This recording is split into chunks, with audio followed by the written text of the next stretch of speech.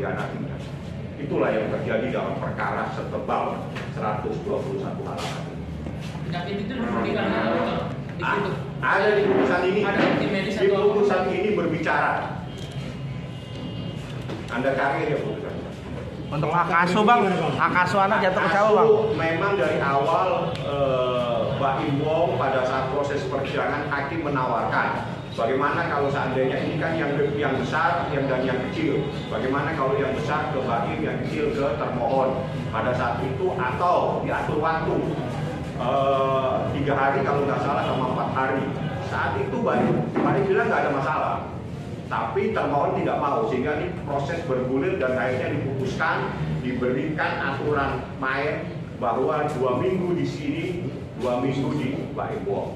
Tapi satu hal, anak pun tidak boleh dipaksa, walaupun ada putusan seperti ini, tidak boleh anak itu dipaksa-paksa untuk kesana dan kemari, karena anak itu bukan objek dari persoalan, tapi dia subjek yang mempunyai hak, yang melekat, yang dilindungi oleh undang-undang, dilindungi oleh hak asasi manusia. Belum, tidak pernah memperkarakan harta belum ini. Dari awal perkara ini hanya murni adalah perceraian, murni adanya perselingkuhan, dan itu pun sudah terbukti di persidangan. Dan juga hak asuh anak. Terbukti berdasarkan keterangan ahli, anak itu trauma kepada ibunya. Seperti itu. Aneh apabila seorang anak takut dengan orang tuanya, itu aneh. Jadi ada apa, itulah yang terjadi pada proses persidangan yang memakan waktu cukup panjang. Dengan kejadian saya lihat saksinya, buktinya itu 88, saksinya itu cukup banyak di sini. Jadi saya akan coba baca satu-satu keterangan saksinya, bukan keterangannya. Jumlah suratnya aja itu P-nya dari P sampai P berapa?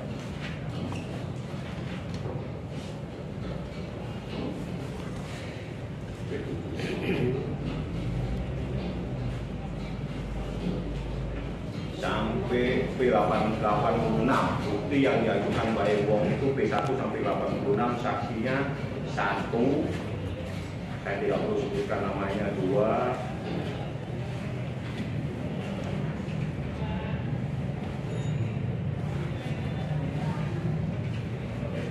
3, 4, 5, 6,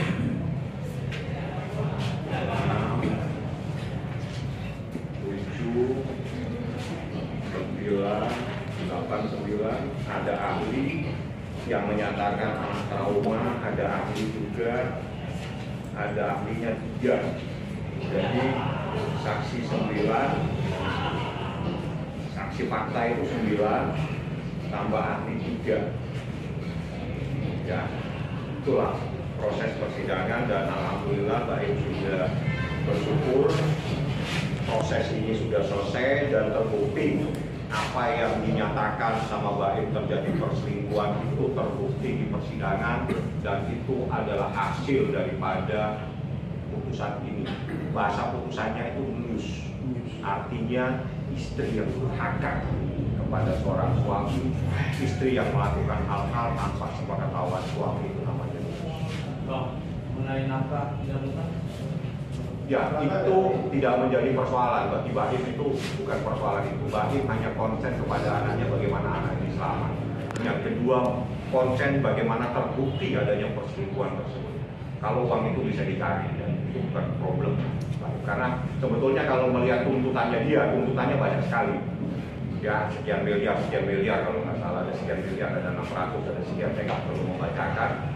Dan gugatannya dia sebetulnya termohon itu minta anak itu ada tangan dia, dan biaya-biaya itu semuanya ada di tangan dia. Coba saya akan bacakan kalau Anda ingin mengetahui. Ya, dalam rekonvensi menetapkan hak asuh anak, ada tangan kepada termohon, ya, terus menghukum termohon untuk penyerangkan anak, menghukum untuk biaya apa ya?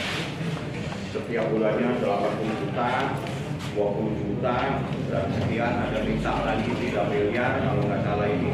Nafkah Ahmadiyah 800, nafkah 3 miliar, nafkah Ida 600 juta. Ya, dari semuanya tidak ada yang disebutkan, hanya 6 namun ada atas pertimbangan majelis hakim karena dia adalah istri, yaitu pertimbangan majelis hakim ya, dan Mbak Im tadi saya tanya karena persoalan yang penting terbukti adanya perselingkuhan, terbukti anak-anak itu dalam keadaan trauma dan terbukti semua apa yang selama ini ada di dalam proses persidangan. Jadi yang disampaikan Mbak Im pada proses tahun lalu itu adalah terbukti semuanya di dalam persidangan dan yang berbicara itu putusan ini yang menyatakan adanya perselingkuhan atau lulus seperti itu ya. Bang, ada usaha ada usaha lain nggak untuk memiliki anak sendiri, tidak memberikan ke Paula sendiri? Tidak boleh. Pertanyaannya ya sudah salah. Pertanyaan melanggar hukum tidak akan saya jawab. Bang, terjadinya perselingkuhan sudah berapa lama bang dan dari tahun berapa sampai ke tahun berapa bang? Waduh, saya nggak ngapalin tahunnya, jelas terbukti. Tidak penting tahunnya, yang penting terbuktinya. Ada seseorang laki-laki yang bukan mobilnya berduaan di kamar, berduaan dengan istrinya.